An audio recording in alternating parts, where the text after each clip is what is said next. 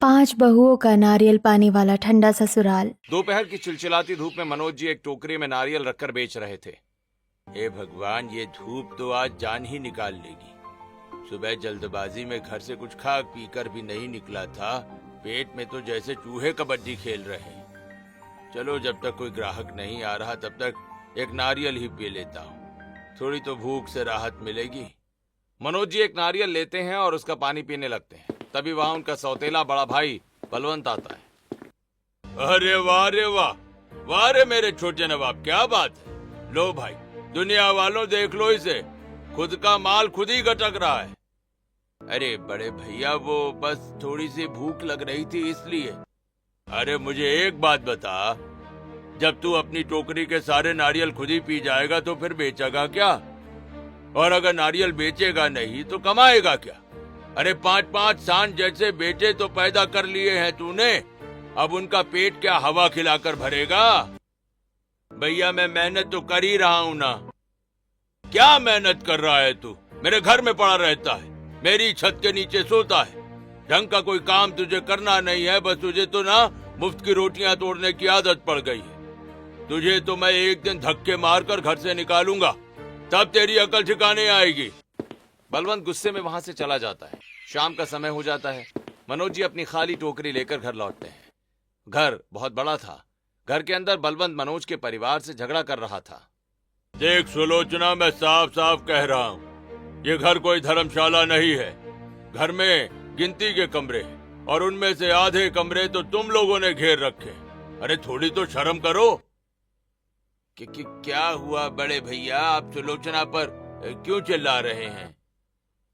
अरे तू आ गया, सुन ले तू भी। तेरे ये 5-5 बेटे जो यहाँ मुफ्त की रोटियां खा रहे हैं ना, कल को जब इनकी शादी हो जाएगी तो इनकी पत्नियां भी इसी घर में रहने को आएंगी। फिर मेरा परिवार कहाँ रहेगा भाई? क्या मैं अपने बच्चों को सड़क पर सुलाऊं? पर बड़े भैया, ये घर थोड़ा मेरा भी तो है। अरे मनोज, शर्म आनी चाहिए तुम्हें। तुम लोग बस इस घर में रहते हो और मुफ्त की रोटियां तोड़ते हो, कुछ नहीं करते तुम लोग यहाँ से निकल जाओ। अब परेशान कर दिया है तुम लोगों ने हमें। सुमित्रा भाभी, आप ही बताइए, अगर आप लोग हमें बाहर निकाल देंगे तो हम कहाँ जाएंगे? मेरे पास इतने पैसे तो है नहीं कि मैं कहीं और जाकर जमीन ले लूं या घर बना लूं। आप ही लोग तो हमारा सहारा हो। भैया, हमें ऐसे बेघर मत कीजिए। सुन मनोज, ये जो तेरे मगरमच्छ वाले आंसू हैं ना, इन्हें अपने पास ही रख। और देख, 1-2 महीनों में मेरे दोनों बेटे विदेश से वापस आने वाले। मैं उनके लिए ऊपर छत पर नए कमरे बनवा रहा हूँ और उनको नीचे वाले और ऊपर वाले दोनों फ्लोर के कमरे चाहिए, क्योंकि वो यहाँ अपना काम शुरू करेंगे। भाई साहब, हमें ऐसे घर से बाहर मत निकालिए। बिल्कुल नहीं, उनके आने से पहले तुम सबके सब लोग यहाँ से दफा हो जाना, नहीं तो फिर मैं खुद ही तुम्हारा सारा सामान सड़क पर फेंक दूंगा। जिस दिन मेरे बेटों ने मुझे अपने आने की तारीख भेज दी ना, उस दिन इस घर में तुम्हारा आखिरी दिन होगा, समझे? हाँ, बलवंत बिल्कुल सही कह रहा है। अरे मेरा बड़ा बेटा बलवंत ही तो तुम लोगों को पाल रहा है। बलवंत गंगा देवी ताने मारकर वहां से चली जाती हैं। सुलोचना, अगर भैया ने सच में हमें धक्के मारकर घर से निकाल दिया तो हम क्या करेंगे? अरे पापा जी, आप इतना क्यों रो रहे हैं? ताऊ जी तो हमेशा ही ऐसे ही बोलते रहते हैं गुस्से में। वो हमें घर से थोड़ी निकाल देंगे। अगले दिन सुबह बलवंत हॉल में सोफे पर बैठा चाय पी रहा था। उसके सामने 5 बेटे विकास, दीपक, विनोद, सूरज, राघव खड़े थे। देख लिया तुम 5 ने, ऊपर छत पर कमरे बन रहे हैं। मैं बाहर से कोई मजदूर नहीं लाऊंगा। तुम 5 के 5 ही ऊपर ईंट और सीमेंट ढोने का काम करोगे, समझे? जी ताऊ जी। भयंकर चिलचिलाती धूप है। छत पर 5 बेटे ईंटें और सीमेंट की बोरियां उठा रहे थे। वहीं बलवंत पास ही छांव में कुर्सी पर बैठा जूस पी रहा था। ताऊ जी, हमने सुबह से बहुत काम कर लिया है, बहुत प्यास लग रही है, थोड़ा ठंडा पानी पी ले क्या? और भूख भी लग रही है, कुछ खा ले क्या? अरे अभी तो काम शुरू ही किया है और तुम्हें भूख भी लगाई। दिन भर बस खाना खाना खाना लगा रहता है तुम लोगों का। पहले वो सामने जो काम पूरा है खत्म करो, फिर खाना खाना। 5 बेटे काम करने में लग जाते हैं और काम खत्म कर लेते हैं। चलो ठीक है, अब काम खत्म हो गया तो आप जाकर खाना खा लो। शिवानी ले आओ इनका खाना। शिवानी बासी रोटियां और बेकार सब्जी लेकर वहां आ जाती है।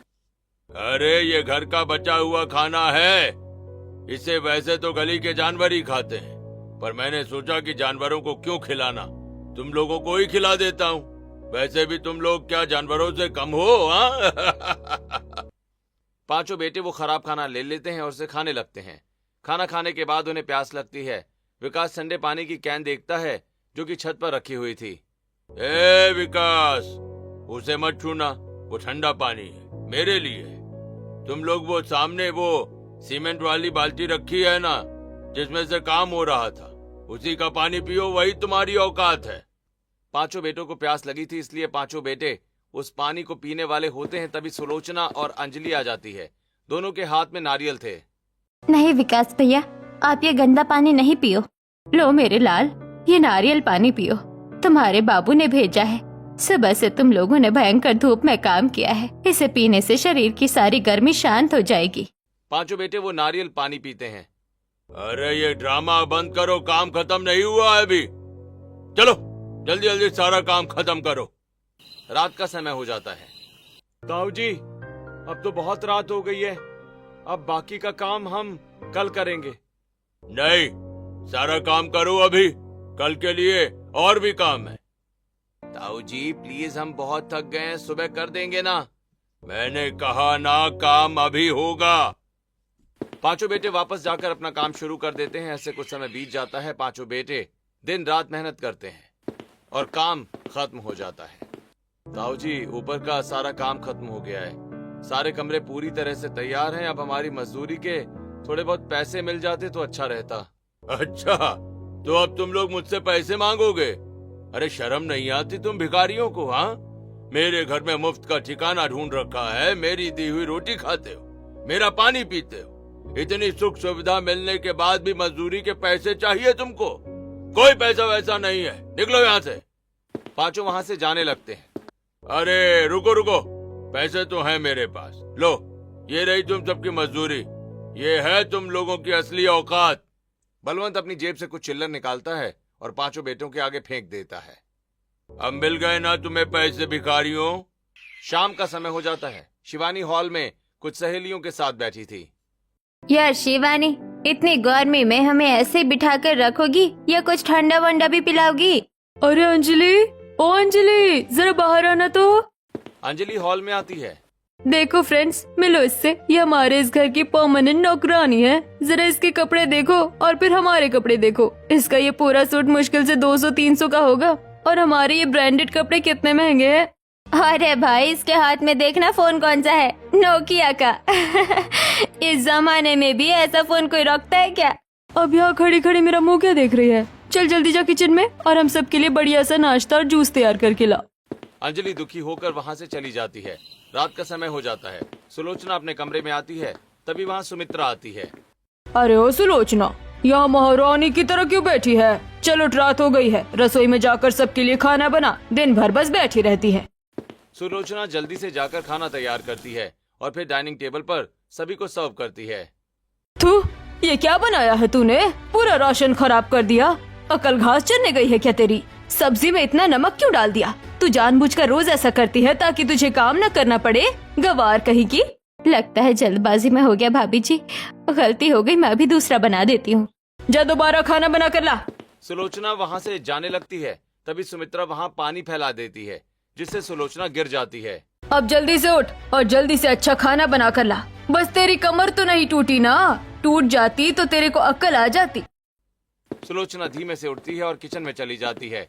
अगले दिन दोपहर को हॉल में फिर से बलवंत मनोज से झगड़ा कर रहा था। देख मनोज, मेरे बेटों ने मुझे फोन पर पक्की तारीख बता दी है। वो ठीक 25 दिन बाद विदेश से सीधा यहाँ आ रहे हैं, इसलिए अब तुझे ये घर खाली करना ही होगा। प्लीज भैया ऐसा मत करो, मैं अपने इस बड़े परिवार को लेकर कहाँ जाऊंगा? आपके सिवा हमारा इस दुनिया में कौन है भैया? हमें मत निकालिए। दफा हो जाओ यहाँ से, अब तुम लोगों के लिए यहाँ कोई जगह नहीं है। तभी विकास वहाँ एक लड़की बिंदिया के साथ आता है। 2 मिनट के बाद दीपक भी एक लड़की आरती के साथ वहाँ आता है। विकास, दीपक, तुम दोनों ने शादी कर ली? थोड़ी देर के बाद विनोद एक लड़की पायल के साथ वहां आ जाता है और उसके आने के बाद सूरज एक लड़की आरूही के साथ और राघव एक लड़की चाहत के साथ वहां आते हैं। लो भाई देख लो तमाशा। इन पांचों ने शादियां कर ली। अरे मनोज, अब इनकी ये पांचों पत्नियां क्या मेरे सिर पर रहेंगी? मैं तो अब इन्हें एक सेकंड भी इस घर में नहीं रखने वाला। दफा हो जाओ तुम सबके सब यहाँ से। अरे दीपक, विनोद, तुमने भी शादी कर ली? ये तो बहुत बड़ा इत्तेफाक है कि हम सबने एक ही दिन में शादी कर ली। अरे ये लोग सीधे ऐसे नहीं जाने वाले, ये सब के सब भिखारी है। देखो तो जरा, 5-5 बहुएं ले आए हैं और ये बहुएं भी तो इन जैसे ही गरीब घर की दिख रही है। पता नहीं किस जात पात की है, कहाँ से मुंह उठा कर आ गई है यहाँ। पूरा घर गंदा कर दिया इन गवारों ने। अरे निकालो इन्हें घर से बाहर। तो तू ऐसे नहीं मानेगा मनोज, लेकिन तू टेंशन मत ले, तेरा इलाज मेरे पास है। मैं अभी गुंडों को बुलाता हूँ और तुझे इस घर से बाहर फेंकवाता हूँ। कुछ देर में वहाँ कुछ गुंडे आ जाते हैं जो कि मनोज और उसके सारे परिवार को घर से धक्के मारकर निकाल देते हैं। मनोज और सुलोचना जमीन पर गिर जाते हैं। गुंडे उनका सारा सामान फेंक देते हैं। मनोज का फैमिली फोटो फ्रेम भी टूट जाता है। ले, अपने नारियल भी यहाँ से लेकर जा और दोबारा इस चौखट पर कदम मत रखना। आज से मेरा तेरे से कोई रिश्ता नहीं है। तू मेरा भाई है ही नहीं, न मैंने तुझे कभी अपना भाई माना है। अब निकल जा मेरी आंखों के सामने से। बलवंत ये बोलकर दरवाजा बंद कर देता है। मनोज नारियल को उठाता है और एक बोरे में भर लेता है। माँ जी, बाबूजी, आप लोग रोना बंद कीजिए। जो हो गया सो हो गया। अब रोने से वो घर वापस नहीं मिलेगा। हम सब साथ है ना कुछ जुगाड़ हम कर ही लेंगे। आप हौसला मत हारिए। मनोज पास वाले एक पड़ोसी से मदद मांगने जाता है। रमेश भाई, हमारे भाई ने हमें घर से निकाल दिया। बस कुछ दिनों के लिए अपने घर में रहने दो।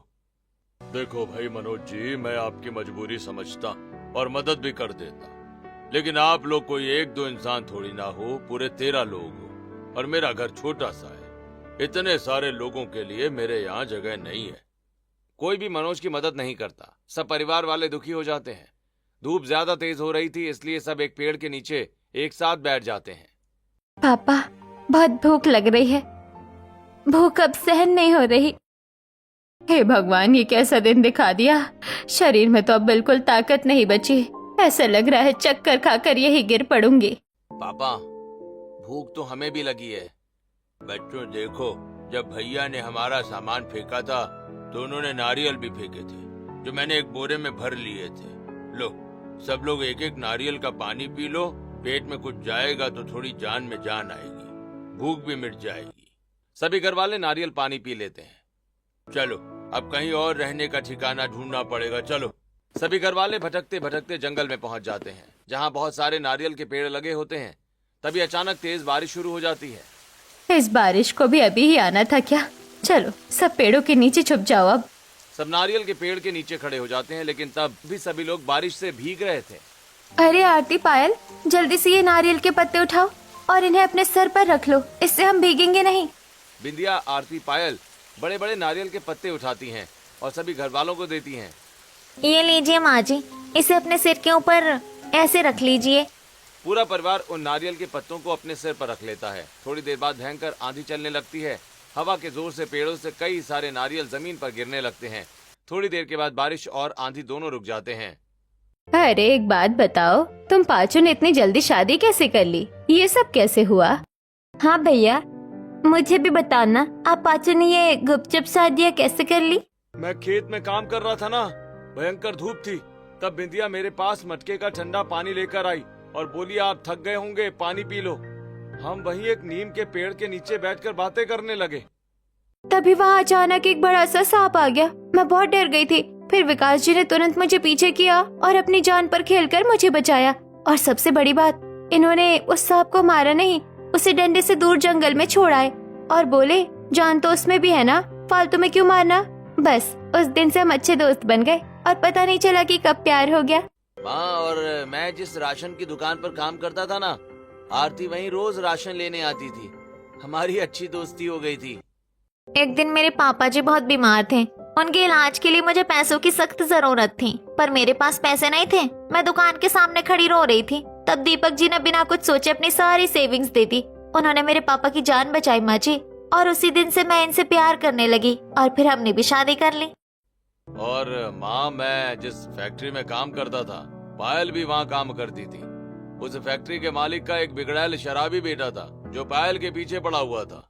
मैं अनाथ हूँ माँ जी, मेरा कोई नहीं है। मैं ज्यादा पैसे कमाने के लिए रात में भी फैक्ट्री में रुककर काम करती थी, क्योंकि घर जाने का मेरा मन नहीं होता था, क्योंकि वहाँ कोई था ही नहीं। एक रात वो शराबी वहाँ आ गया और मेरे साथ बदतमीजी करने लगा। तब विनोद जी वहाँ आ गए। ये अकेले उस शराबी से भिड़ गए। उन्होंने उसे खूब पीटा। मालिक ने उन्हें नौकरी से निकाल दिया, लेकिन उन्होंने मुझे बचा लिया। बस मैंने उसी पल उन्हें अपना जीवन साथी मान लिया। और मेरी आरोही तो मेरे साथ ही हलवाई की दुकान पर काम करती थी।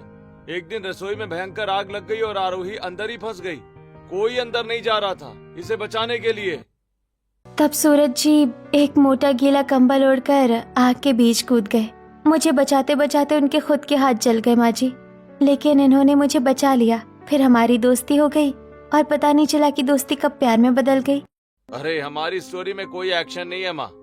मैं तो चाहत के साथ कई सालों से छुप छुप कर मिलता था। हम पहले बहुत अच्छे दोस्त बने, फिर हमें प्यार हो गया।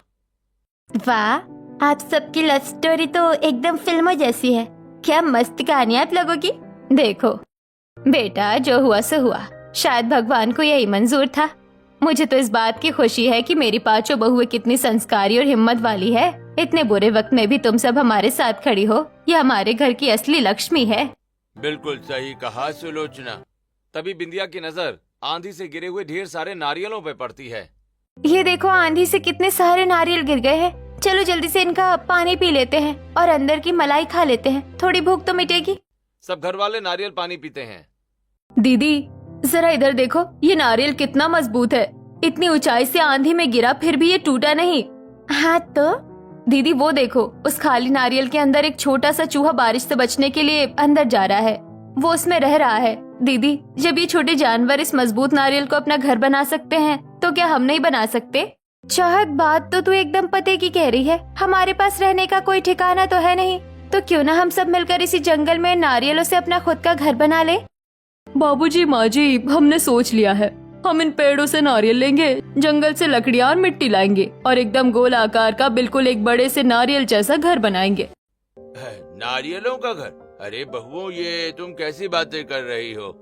ऐसा भी कभी होता है क्या? बेटा, ये तो सुनने में ही बड़ा अजीब सा लग रहा है। नारियल से घर कैसे बनेगा? माँ जी, ये सुनने में भले ही अजीब लगे, लेकिन बनने के बाद एकदम मस्त लगेगा। आप बस सोचो, हमारा नारियल वाला गोल घर जो बाहर से मजबूत होगा और अंदर से एकदम ठंडा, हमें गर्मी भी नहीं लगेगी। ठीक है बहुओं, जब तुम सब इतनी हिम्मत दिखा रही हो तो हम भी तुम्हारे साथ हैं। बनाएंगे हम अपना नारियल का घर।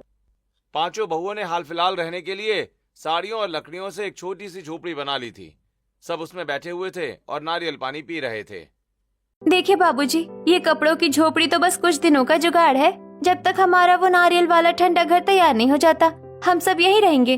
पर बहुओं, वो घर बनेगा कैसे? अरे ससुर जी, बहुत आसान है। बस हमें काम बांटना होगा। घर के सारे आदमी मिलकर बड़े बड़े नारियल और गीली मिट्टी इकट्ठा करेंगे और हम पांचों बहुएं जंगल से मजबूत लकड़ियाँ और बांस लेकर आएंगी। सुबह होते ही सब काम पर लग जाएंगे। हम सब तैयार हैं खुद का घर बनाने के लिए। अगली सुबह का समय, पांचों बहुएं जंगल में लकड़ियाँ और बांस इकट्ठा कर रही थीं। यार क्या किस्मत है हमारी। सोचा था शादी के बाद बढ़िया ससुराल मिलेगा, टीवी देखेंगे, आराम करेंगे। यहाँ तो घर आते ही बेघर हो गए। अरे पायल, तो उदास क्यों हो रही है?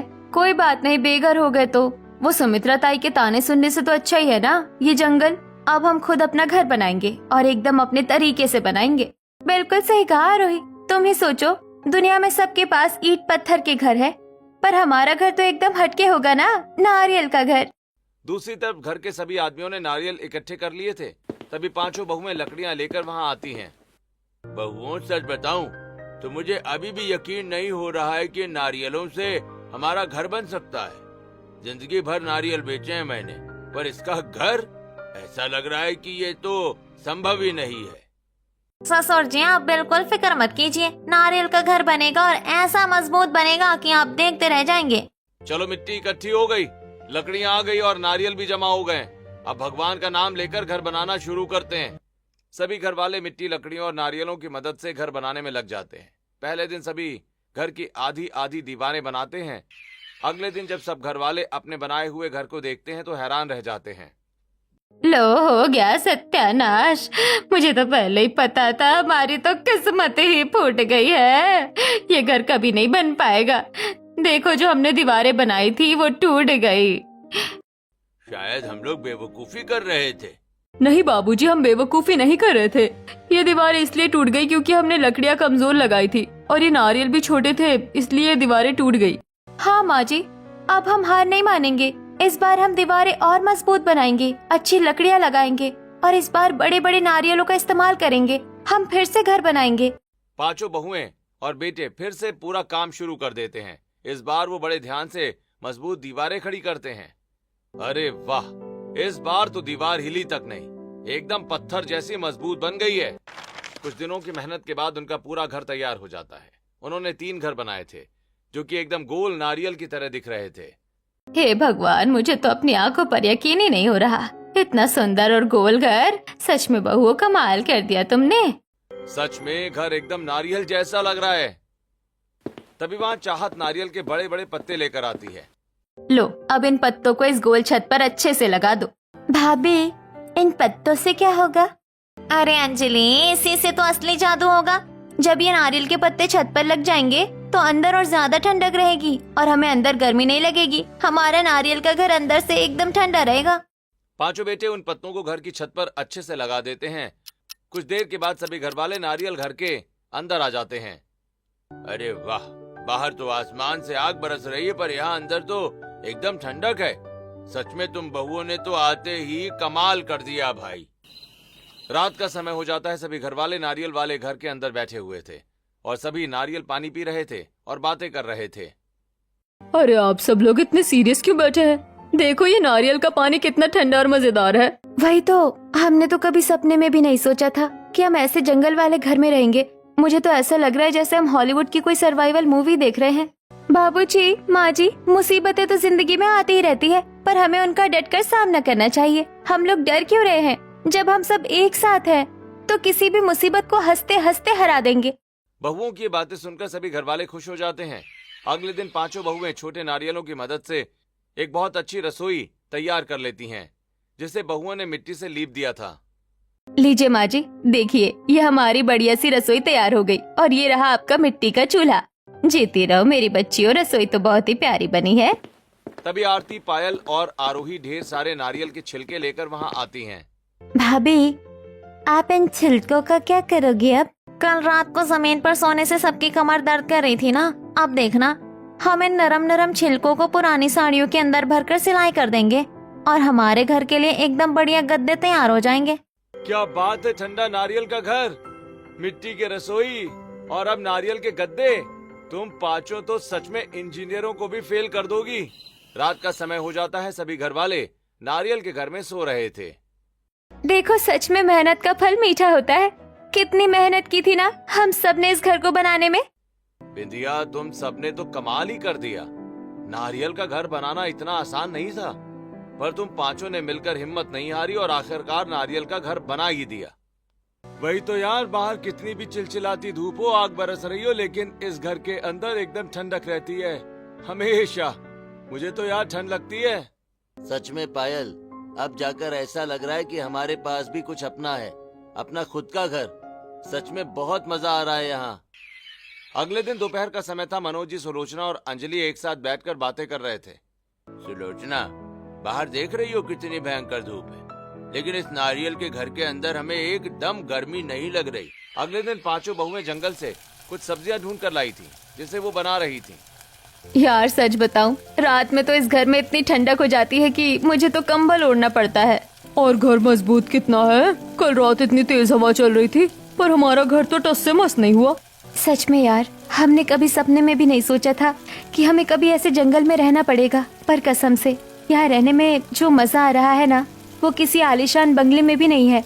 चारों तरफ बस जंगल ही जंगल और बीच में हमारा ये प्यारा सा नारियल का ठंडा ससुराल। और नारियल पानी का तो क्या ही कहना। कल पापा जी के सिर में इतना दर्द था, मैंने उन्हें 2 नारियल का पानी पिला दिया। दर्द ऐसे गायब हुआ जैसे गधे के सिर से सींग। अगले दिन रात का समय था। सभी घर वाले एक साथ बैठे हुए नारियल पानी पी रहे थे। पापा जी, एक बात तो है, हम हर रोज रोज सिर्फ ये नारियल पानी पी पी कर जिंदा नहीं रह सकते ना। हमें खाने के लिए अनाज और सब्जियां तो चाहिए ही होंगी। तू ठीक कह रहा है दीपक, पर हमारे पास तो फूटी कौड़ी भी नहीं है बेटा। बाजार से राशन लाएं तो लाएं कैसे, कुछ समझ नहीं आ रहा क्या करेंगे हम। पापा जी, आप लोग टेंशन क्यों ले रहे हैं? हम है ना, हम यहाँ जंगल में सब्जियाँ उगाएंगे, खेती करेंगे, फिर हमारे पास खाने के लिए सब्जियाँ होगी। खेती करेंगे? पर ये सब करेंगे कैसे? ये बिल्कुल बंजर जमीन है। अरे बहुत आसान है ये। जब हमने इतना बड़ा नारियल का घर बना लिया तो क्या खेती नहीं कर सकते? हम लोग साथ मिलकर करेंगे, सब हो जाएगा। अगले दिन सुबह पांचों बहुएं घर के पास जमीन को अच्छे से तैयार करती हैं और उसे बढ़िया से खोदती हैं और उसके आसपास लकड़ी की बाउंड्री खड़ी कर देती हैं। ये देखो, मैं हमेशा अपने साथ ये बीजों की पुड़िया रखती हूँ। मेरी बचपन से आदत थी कि मैं जहाँ भी जाती थी एक पेड़ जरूर लगाती थी। इसमें भिंडी, लौकी और टमाटर के कुछ बीज हैं, हम इन्हें यहाँ लगा देंगे। बहुएं अपने खेत में बीज लगा देती हैं। खेत तो तैयार हो गया बहुओं, पर अब इसमें पानी कैसे डालेंगे? नदी तो यहाँ से बहुत दूर है, वहाँ से पानी यहाँ तक कैसे लाओगी? कोई बात नहीं माँ जी, अगर हम नदी तक नहीं जा सकते तो हम नदी को ही यहाँ ले आएंगे। पांचों बहुएं और पांचों बेटे मिलकर नदी से लेकर अपने खेत तक एक पतली सी नाली खोदते हैं। कई घंटों की मेहनत के बाद नदी का पानी उस नाली के जरिए सीधा उनके खेत में आ जाता है। अरे वाह, आ गया पानी, हमारी खेती का काम पक्का हो गया। कुछ समय के बाद खेत में सब्जियां लगना स्टार्ट हो जाती हैं। पांचों बहुएं सब्जियों को तोड़ती हैं और सभी घर वालों के लिए बढ़िया सा खाना तैयार करती हैं। वाह पायल, क्या भिंडी बनाई है, कसम से इसे खाकर तो मजा आ गया। सब घर वाले खुश होकर खाना खाते हैं। खाना खाने के बाद सब बैठकर बातें करने लगते हैं। देखिए, खेती तो हमने शुरू कर दी है, खाने का जुगाड़ तो हो गया। अब घर चलाने के लिए थोड़े बहुत पैसों की भी तो जरूरत पड़ेगी ना। तो हमने सोचा है कि क्यों ना हम अपना पुराना काम फिर से शुरू करें। पर अब मैं नारियल कहाँ से लाऊंगा? अरे ससुर जी, आप भूल गए क्या? हम जिस जंगल में रह रहे हैं यहाँ तो नारियलों की खदान है। यहाँ तो बस नारियल ही नारियल है, आपको कहीं से नारियल लाने की जरूरत ही नहीं है। और देखिए, हमने नारियल के छिलकों से कितनी मजबूत टोकरियाँ बनाई है। हम सब बहुएं मिलकर रोज ताजे नारियल तोड़ेंगी और आप सब लोग मिलकर उन्हें बाजार में बेचना। एकदम 100% प्रॉफिट, बिना किसी इन्वेस्टमेंट के। हम कल सुबह से ही अपना काम शुरू करते हैं। उधर बलवंत के तीनों बेटे विदेश से पढ़ाई करके लौट आए थे। अरे मेरे शेरों, तुम लोग आ गए। मैंने तो भाई देखो तुम्हारे लिए ऊपर के कमरे भी तैयार करवा दिए हैं। पापा जी, वो कमरे हमारे किसी काम के नहीं हैं। हम यहाँ रहने नहीं आए हैं, बल्कि हम इस घर को बेचने आए हैं। क्या घर बेच रहे हो? पर क्यों? अरे पापा, हम इस घर को बेचकर आपको और मम्मी को हमेशा के लिए अपने साथ ले जाएंगे। वहाँ हमने बहुत बढ़िया घर बना लिया है। क्या बात कर रहे हो? मैं विदेश जाऊंगा तुम लोगों के साथ? अरे वाह भाई वाह, लाओ लाओ, मैं अभी साइन कर देता हूँ इस घर के कागजों पर। बलवंत कागजों पर साइन कर देता है। अगले दिन सुबह तीनों बेटे अपने सूटकेस लेकर कहीं जा रहे थे। पापा जी, हम अभी थोड़ा एयरपोर्ट तक जा रहे हैं, कुछ पासपोर्ट का काम अटका हुआ है और दोस्तों को ये उनका मंगाया हुआ कुछ सामान देना है। हाँ ठीक है बेटा, जल्दी आना। तीनों बेटे वहां से चले जाते हैं। बहुत समय बीत जाता है लेकिन उनमें से कोई नहीं लौटता। तभी वहां पड़ोसी रमेश आता है। अरे बलवंत, तुम्हारे बेटे तो तुम्हें चूना लगाकर उड़ गए। मैंने खुद उन्हें एयरपोर्ट पर जाते देखा है। बोल रहे थे कि बुड्ढे को पागल बना दिया है। क्या मेरे बेटे ने मुझे धोखा दिया? नहीं, ऐसा नहीं हो सकता। अगले ही दिन घर का नया मालिक वहां जाता है और बलवंत शिवांगी, गंगा देवी और सुमित्रा को घर से बाहर निकाल देता है। अरे कोई तो हमारी मदद करो। क्यों बलवंत? जब आपने अपने ही भाई को घर से बाहर फेंका था तब दया नहीं आई थी? है? जैसे कर्म किए हैं वैसे ही फल मिल रहे हैं। बलवंत की कोई मदद नहीं करता। बलवंत और उसका परिवार मनोज को ढूंढते हुए जंगल में पहुंच जाते हैं, जहां एक भेड़िया उन्हें घेर लेता है। बचाओ, अरे कोई बचाओ। पापा, मुझे बहुत डर लग रहा है।